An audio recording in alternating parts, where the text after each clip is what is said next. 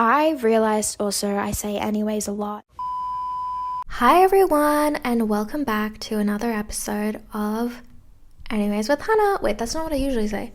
Welcome back to Anyways with Hannah. So today, Happy New Year. Happy 2026, everyone. So today I thought we were gonna talk, let me get my words. Today we're gonna talk about pop culture moments of 2025. I feel like just to talk about 2025, for me, I feel like there were pop culture moments that I definitely paid attention to, but nothing that really like resonated with me, nothing that I was like, this has really truly like affected me, or like I really like this. Like 2024, the Charlie and the Chocolate Factory Glasgow pop-up thing, that truly changed me. Like that video of, what is it? It's the unknown. That is like, that will never not make me laugh. It's the unknown. And like, yeah, I guess I don't know how to explain it, but just like nothing really. What else happened last year that really like, I used to keep it on my phone, but then I deleted it because I was gonna do one of these videos last year, but I just never got around to doing it. What else like truly changed me for the better last year? The Holding Space interview, I think that changed everyone. Taking the lyrics of Defying Gravity and really holding space with that and feeling power in that. Would you touch on that moment in the film when Elphaba has been banished and yet she comes into her full power at that moment of the worst time? I didn't know that was happening. I've seen it, yeah. That's really powerful. Yeah. That's what I wanted. Yeah. I don't know. Like the way Ariana Grande just like held Cynthia Erivo's nail, that changed me. The TikTok Riz party, guys, I am not beating like the Gen Alpha humor allegations, but like, yeah, that is funny to me. I'm sorry, that's so funny to me. The TikTok Riz party, you just had to be there. You actually just had to be there. What else like changed me last year? I can't even remember what happened last year. Maybe it didn't actually change me.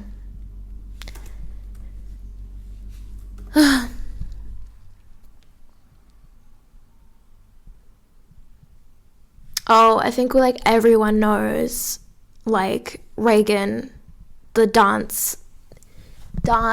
breakdancer at the 2024 Olympics, and it was like the first and last time that they're ever going to do that. So thanks a lot, Reagan.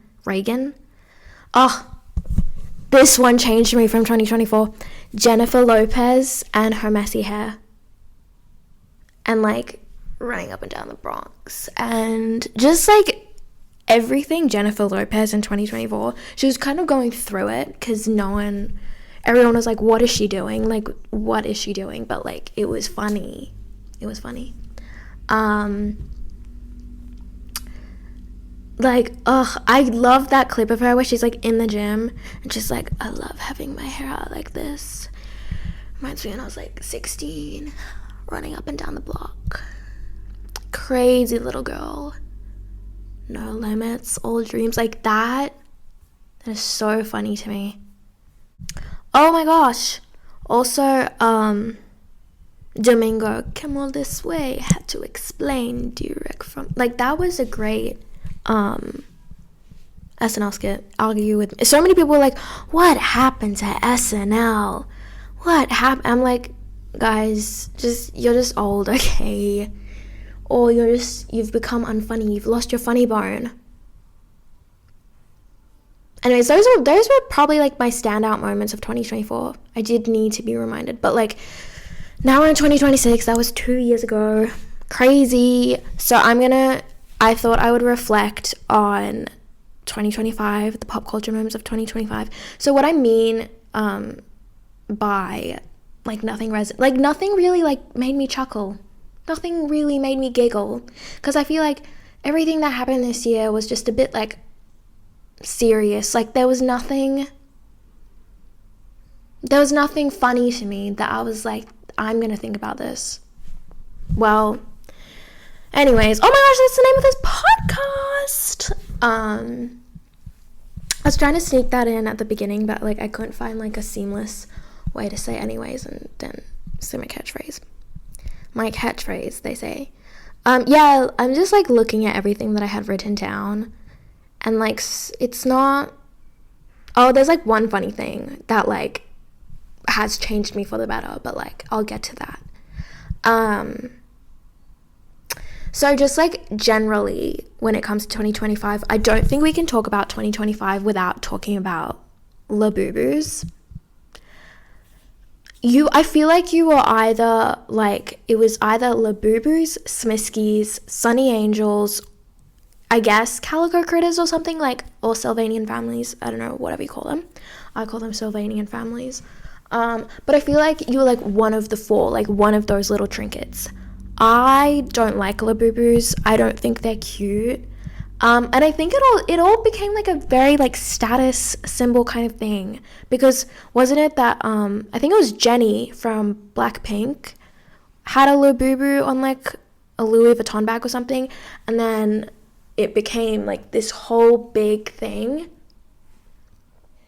and it became like status symbol. Like, tell me why a neon orange Labubu is like $300. Like, I remember I was somewhere and then I was like walking around and then there was like a kiosk of Labubus. Honestly, who knows if they were Lafufus or if they were real? I don't know, but either way, I don't think it, like, why, tell me why they cost like $200. Jail. Like, no. And then another general thing, I would say like performative males has a big topic of discussion for this year. And I get the idea that like, I get the idea and like why everyone hates them. But at the same time, I feel like the thing about performative males is that all the things they like are slightly or more associated with being feminine. And then for girls, when they do it, it's deemed as, I guess, like more masculine or something. Like things like liking matcha, liking, not even masculine, but just like alternative, like not stereotypically feminine. Like matcha. Well, everyone likes matcha these days. Matcha, Claro, like reading self-help books, tote bags, like those things I feel like are really just associated with being a girl, or like being, I'm gonna shut my door real quick. Like, I think a lot of those things when it comes to being like a performative male, they're just like everything about them is kind of associated with being a bit more feminine. And I'm like, I feel like that's a bit misogynistic. Like, something about performative males like themselves is misogynistic, but then like the fact that they're like doing all these things to kind of like perform for, I guess, like they're doing it for attention from women, that's kind of misogynistic. But also like them as an aesthetic and like hating on that I feel like that's also misogynistic. I don't know. I watched this really good video essay on it. Let me see if I can find it. Oh yeah, it was a video by Curtis Connor, who like I feel like always gets grouped into like in these categories of like have you ever seen those slideshows where it will be like performative male final boss, or like rare aesthetic performative male, and then it would just be like a picture of Curtis Connor, or like I don't know. I feel like definitely watch this video. It's interesting And it's also funny. Curtis Connor's really funny.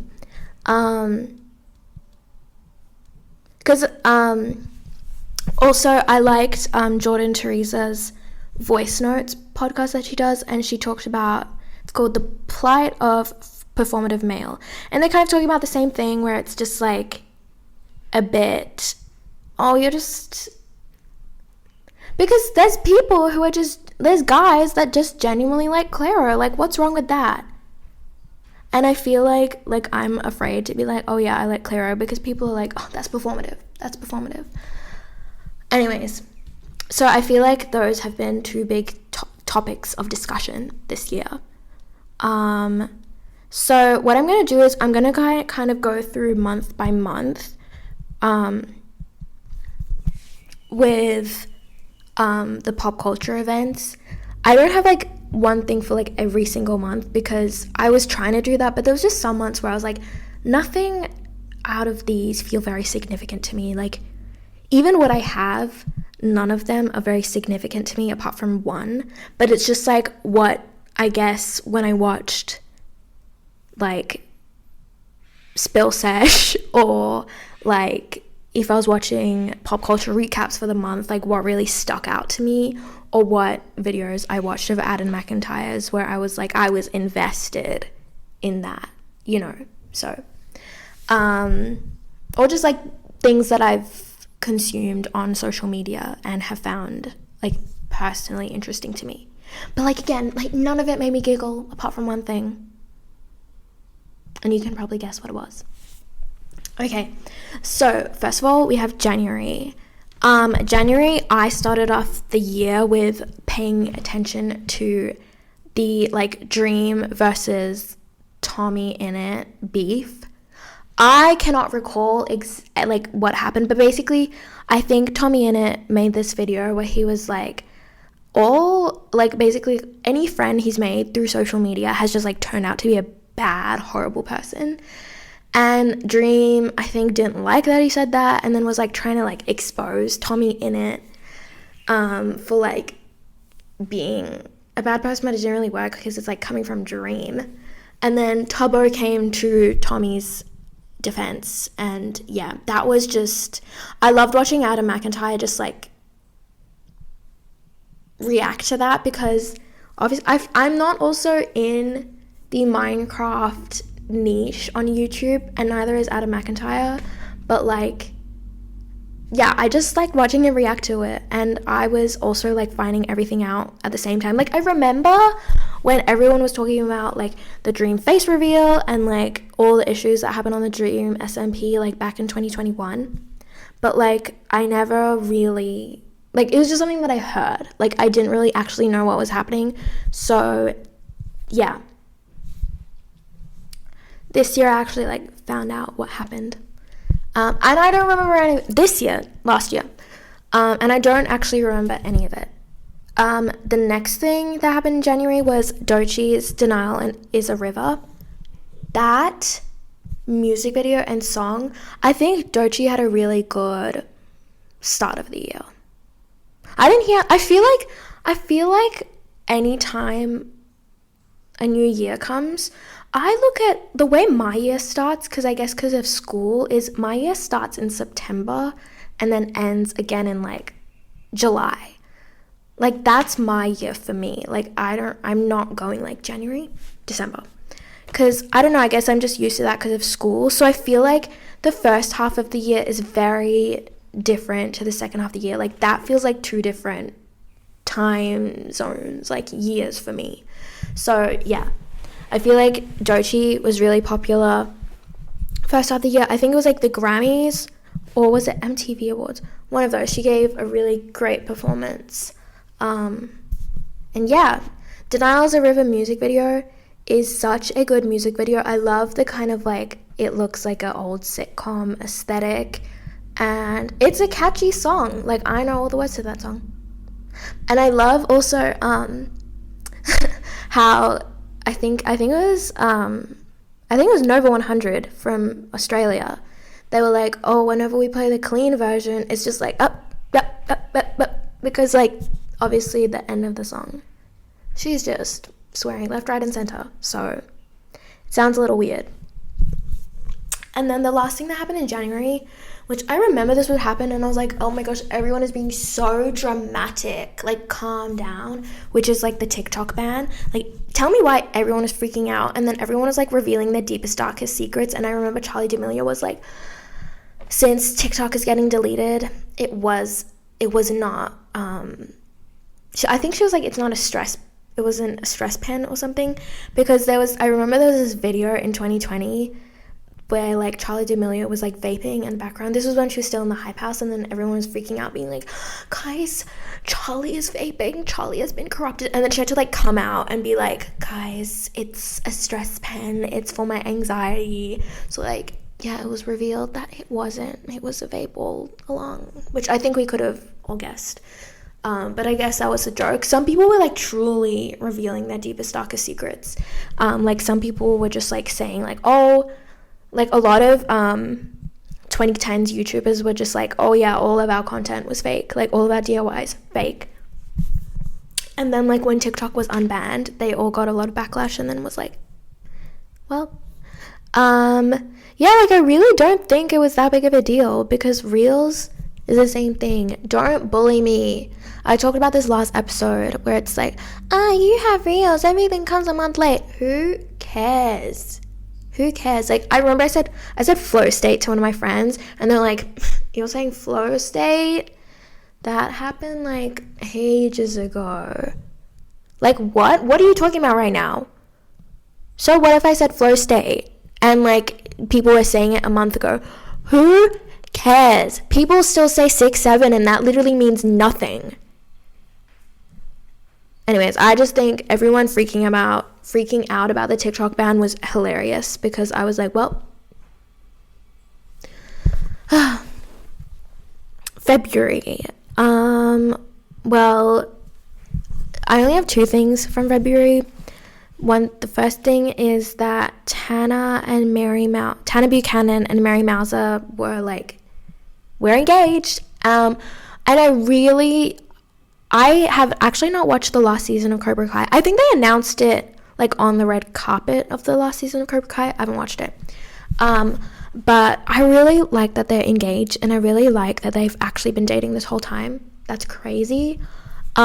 Because Mary Mauser obviously plays Sam, which is Daniel's daughter in Cobra Kai, and then Tana obviously plays Robbie, which is Johnny Lawrence's son in Cobra Kai, and it's just like their legacies married in real life. So like, I don't care who ends up with who. Don't spoil.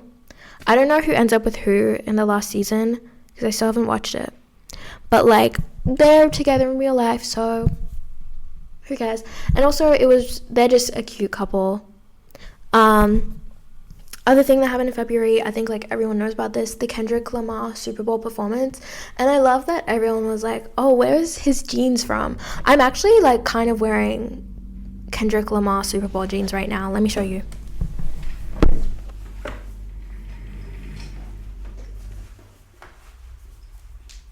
Like, it's kind of like the boot cut. The boot cut is kind of giving Kendrick Lamar Super Bowl jeans, is it? Yeah, and also like obviously the part where he like looks at the camera and he's like, hey Drake, like obviously that was a great moment for him, and then Drake was like freaking out. I still don't understand their whole beef, but like, good on Kendrick Lamar for like calling out Drake for being a creep. March, nothing really happened that was significant for me. April, there was Coachella. I remember everyone was complaining about Coachella, and everyone needed to calm down. So Coachella, the only thing that really stuck out to me, I have something else that stuck out to me, but like, only thing that like really stuck out to me was Charlie bringing out Lorde, and then like also Clara bringing out Bernie Sanders. I don't actually really care for Bernie Sanders. I don't actually know much about the man. I just know that like when he was like sitting all cold during the 2020 election. Yeah, that was just nice, and I love the photo of them like hanging out together. I think Bia Badubi was also with them. Anyways, they're just like a cute little squad. And they're all like very different sounding genres. Like, imagine if they all made a song together, that would sound crazy. Like, wow. And everyone was making fun of Lord's Coachella fit. Like, sorry, just like forbid a girl wanting to be comfortable. Because I think she just like came out in sweats and a t-shirt. Like, guys, she just wanted to be comfy. And then also, this is the thing that I didn't write down, but also I feel like Benson Boone has been getting too much hate in general. And I remember he brought out, he brought out someone from Queen. I think he brought out the guitar player from Queen at Coachella, and like no one cheered. Everyone was like, who is that? And then yeah, like he had to like scream at the crowd like, come on, clap, guys, come on. And I don't know, I feel like in general everyone's just been hating on Benson Boone. Like, okay, he's just a little bit more whimsical than the rest of us. I also saw this Instagram thing where it was like, guys, he's just Mormon and this is him being rebellious for the first time. Let him be. And I'm like, yeah, well, yeah. And his music is not that bad, especially Mystical Magical. He literally said that song is just like not supposed to make any sense. Like, he's just saying words. Moonbeam ice cream. I think he said in an interview like what he did with, I forgot who he was making the song with, but what they did was they just put that in the song and they were like, we'll replace the lyrics later, we just want to figure out the sound of it. And then Benson Boone was like, I'm not going to change it, it's kind of funny. And he kept it, and then it became Moonbeam ice cream. So yeah, just like people need to leave him be. And people complain about his backflips. People thought the backflips were cool at first. People were like, oh my gosh, he does backflips at the Grammy performance. And then like after the Grammy performance, people were like, guys, too much backflipping. Guys, forbid a man be a little bit whimsical. Forbid a man be a little bit, I don't think I'm saying that phrase right. Anyways, January, February, April, May, we're on May. May and June, I have nothing written down. Sorry, I mean, I graduated in June, so like, maybe that's the pop culture event. Yeah, I was also taking exams, so I don't really remember. Let me think. There was just like the Jojo Siwa and Chris Hughes stuff, but like, and I did watch like every video on it, but again, like that didn't really entertain me as much as Karma did. I feel like entertain is the wrong word, but like, you know, like it wasn't significant to me. Some people were really angry about it. But yeah. July, obviously we have the Coldplay couple now. That was crazy. I feel like everyone's done their commentary on it. If they just hadn't, like, everyone says like, oh, if they didn't react the way they did, it wouldn't have gone as viral. Very true.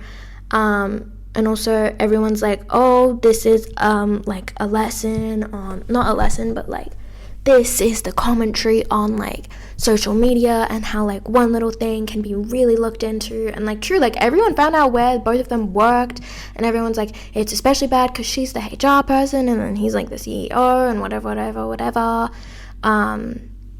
Yeah, and I also just like Chris from Coldplay was like, oh, that was weird. Either they're cheating or they don't want to be in... Like, he literally said what everyone was thinking. Also, what happened? She got Betty Davis eyes. Jojo Siwa's cover of Betty Davis Eyes, where she has like that blonde bob wig, and it's like heavily auto-tuned, and she was like in her trad wife era. Everyone, I think, genuinely believed that she like became it, like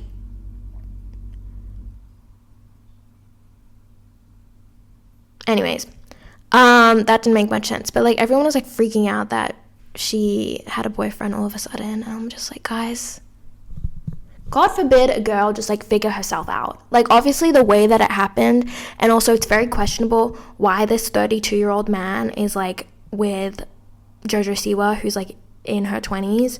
But like,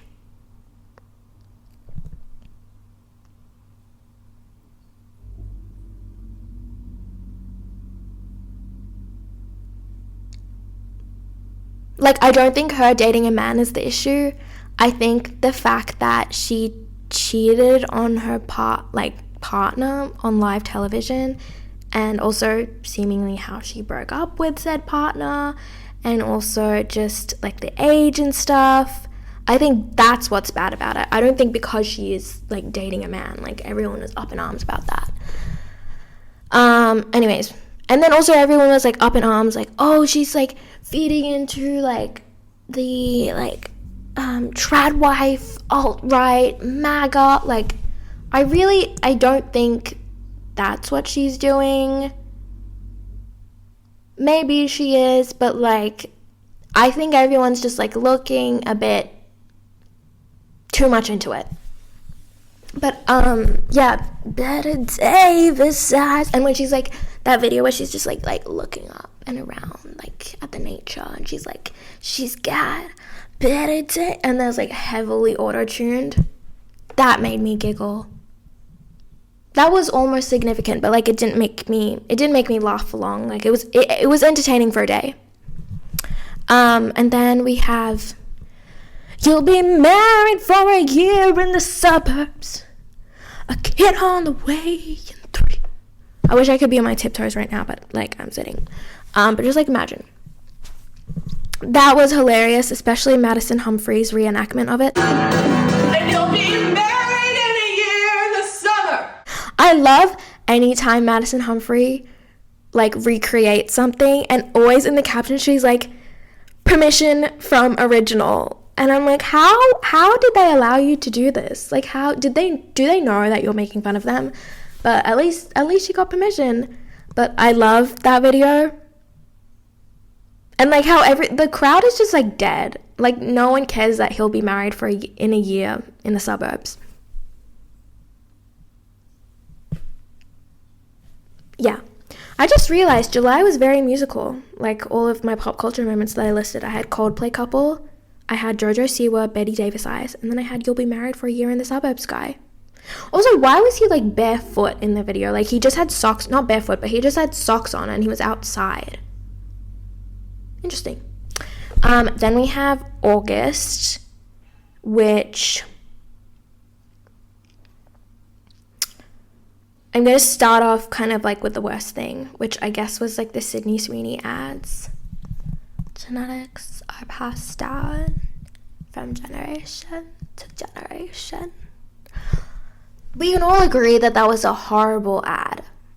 I think everyone watching this video can agree. And also, the jeans did not fit her. Like, if that was supposed to sell me jeans, first of all, what she was saying was not going to sell the jeans. Second of all, the jeans didn't even fit her in the video. Like, they were, like, falling off. Like, that was not a good jeans ad overall. And then, like, Gap had the best comeback with Cat's Eye. I don't even like Cat's Eye. I don't like their music. I think they're, like, fun. And that ad was fun. And the jeans fit them. Like, the jeans actually looked good. So, yeah, Sydney Sweeney versus Cat's Eye, point Cat's Eye. Sydney Sweeney has just had a tough year this year. Like, I feel like she kind of had a flip when she was in Anyone But You with Glenn Powell, and everyone kind of started to like her. Then the bath soap thing happened, and then this American Eagle thing happened this year, and then she she refused to say 6'7" on the Jimmy Fallon show, and she was wearing like that weird bob wig and like that weird structured red dress, and yeah, it's I don't know why I think she thought like it meant something bad, but like just a disappointing year for Sydney Sweeney, especially when like things, I think, like everyone I feel like liked her when she was in Anyone But You, and everyone was like seeing like, oh, she's not like a dumb blonde, she's not this, she's not that, and then like she kind of went back to that. And Modern Girls had a great video about like Sydney Sweeney's branding at the moment. I think she just needs, whoever is working on that PR team, whoever is doing her marketing needs to be fired immediately. So yeah, that's the bad out of the way. Then we have like the Nicki Minaj high heels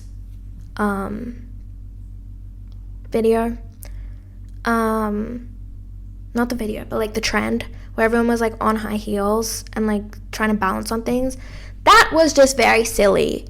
The amount of people that got injured from that is crazy. Very, very silly. Don't do everything you see on the internet. Would you jump off a cliff if your friend jumped off a cliff? No. Anyways, last one we have, which is one of my favorite movies of this year. I think it's I haven't even watched many movies in cinema this year. Anyways, best movie to come out of this year: Superman. James Gunn, you were fantastic. And I heard there would be rumors that James Gunn would not be like allowed to continue with DC since Warner Brothers was purchased by Netflix. That would be very worrying. Also, Supergirl's coming out. Crazy. Guys, it's gonna be an exciting month. Oh my gosh, it's coming out this month. Guys. Yeah, I'm very excited for that. And yeah, just the casting for Superman was amazing. Like I'm not even like, I do not like superhero movies. I find them very hard to just follow, especially the Marvel Universe, because I feel like you had to have watched like every single movie for everything to make sense. Otherwise, you're just like lost. So now I think like I'm committed to Superman, to watching this James Gunn Superman series. Maybe not the whole DC universe, because that would be a bit too much. But like if James Gunn is going to be in charge of DC, I trust that he'll. And I love that the movie was bright. Like it was fun, it was bright. There was color. Because I feel like movies recently have been so dull. But that wasn't Superman. And just like the casting was perfect, David Corenswet, Rachel, what's her name? No way, I can't have forgotten Lois Lane's name. She's like a fashion icon.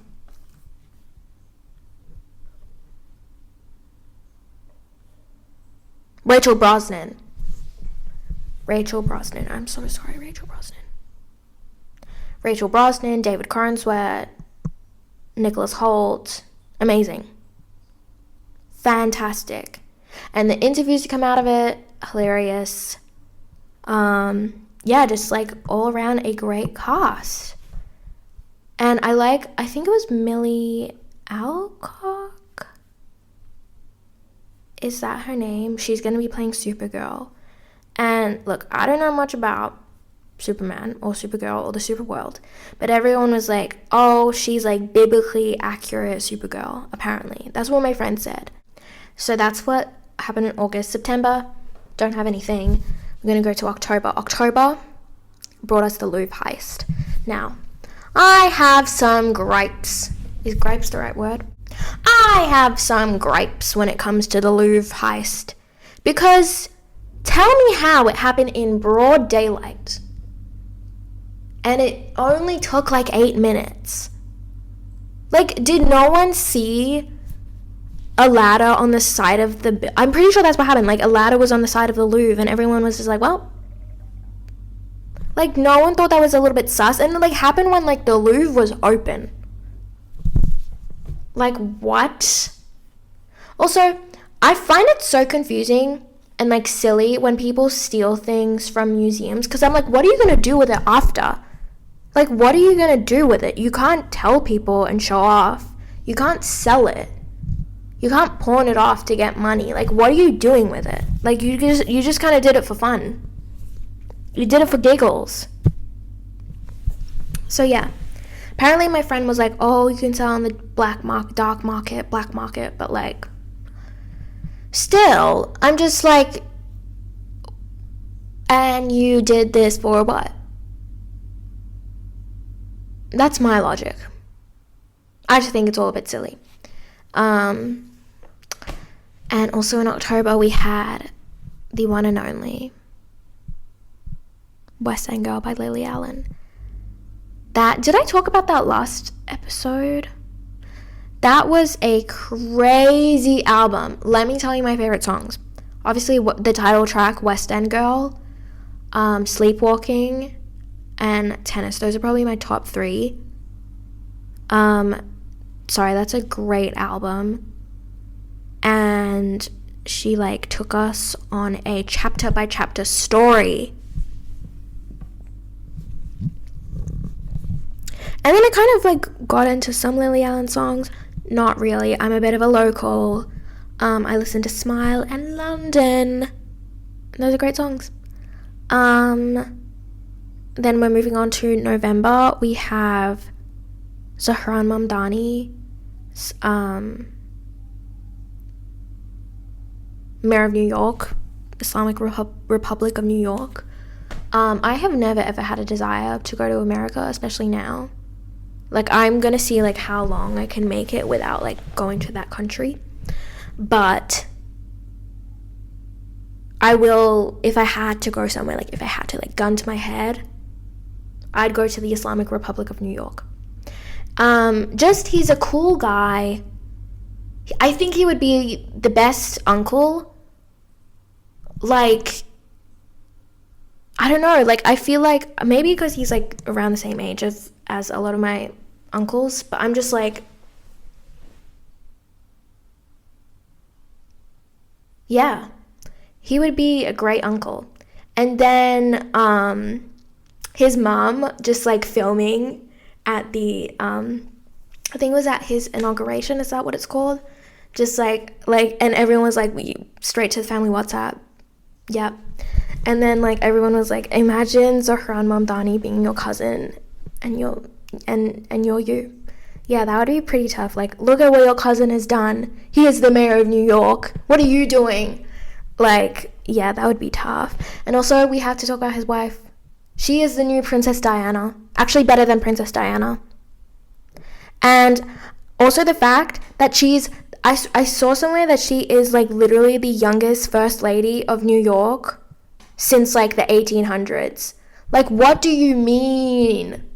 What do you mean? And I saw this, I read this thing on Instagram where it's like, she's also a first lady of New York, but like she's not like in her bio on Instagram, she has like artist, and she just kind of like does her own thing. Like, you know, like girls, there's girlfriends, and then there's girls who have boyfriends. Like Rama Dawaji is a girl who has a boyfriend. Like, she just does her own thing, and she's just cool.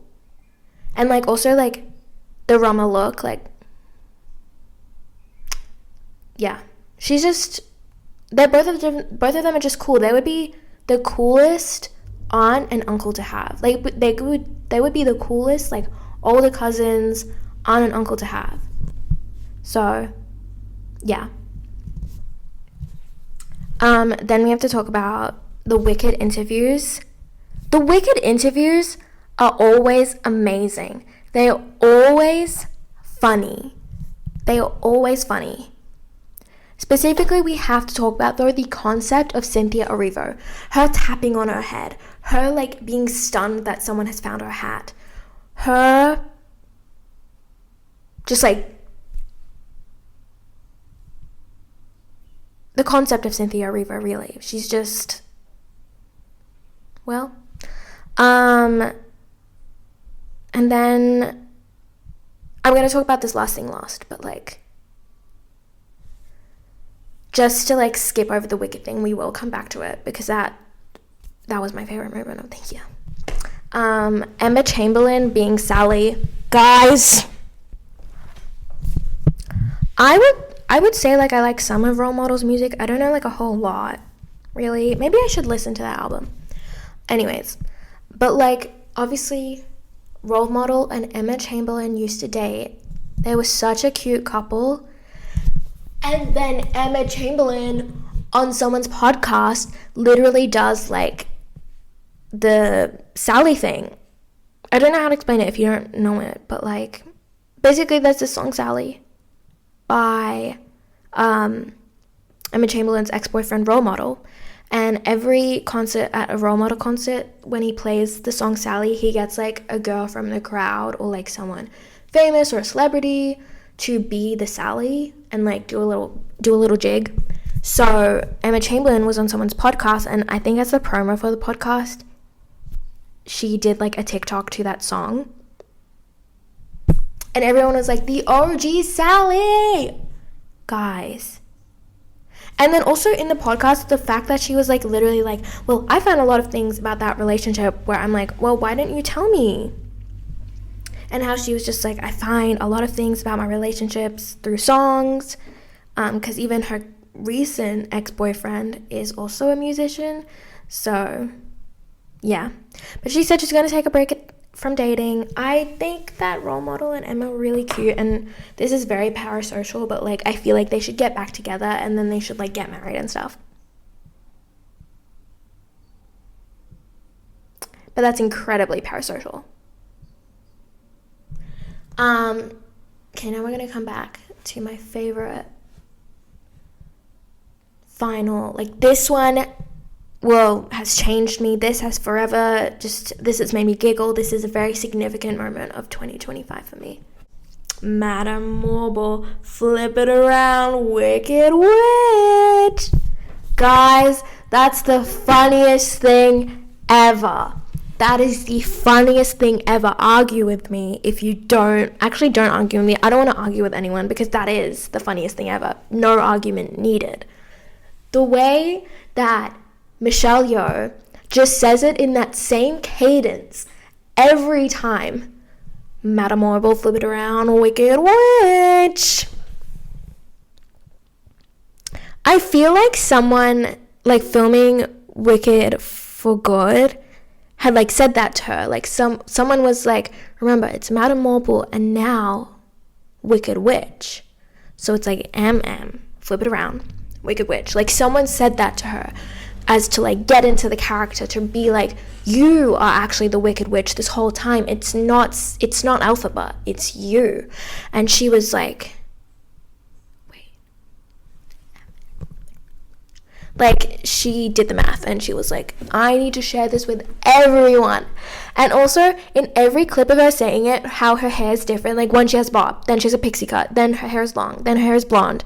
And it's just like, it feels like she's been saying it for a year, but it's just the fact that like her look changes every single red carpet interview or so. And yeah, that's just hilarious. I wanted to end on the good note of like Madame Marble, flip it around, Wicked Witch. But one thing that came up in December, I actually had nothing written down for December. Like November was just gonna be the end, but December, I guess I would have to say like Nicki Minaj is grifting and like somehow being friends with Erica Kirk.